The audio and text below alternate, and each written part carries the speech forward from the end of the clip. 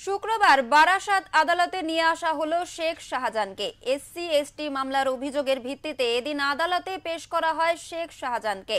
জানা যায়, ক্ষমতায় থাকাকালীন শেখ শাহজাহান অনেকের জমি জোর করে লুট করে নিয়েছিল।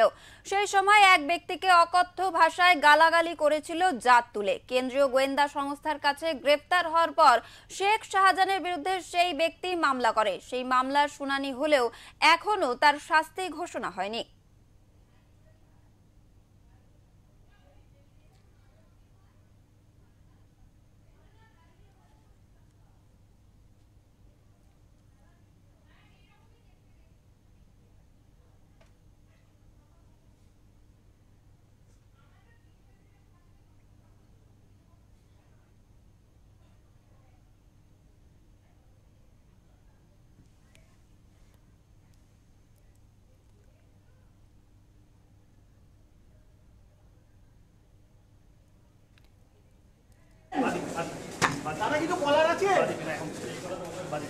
আরে দাদা, ওর একটা এসসি এসটির মামলা ছিল এবং প্রায় বছরখানেক হলো প্রোডাকশন ছিল, প্রোডাকশন হয়নি।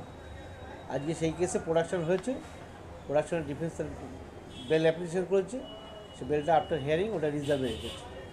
এই পজিশন জমি সংক্রান্ত একজন এসসি এসটি সম্প্রদায়ভুক্ত তাদের জমির কে বা কারা দখল করেছে তাকে এখানে ট্যাগ করেছে এই কেসে।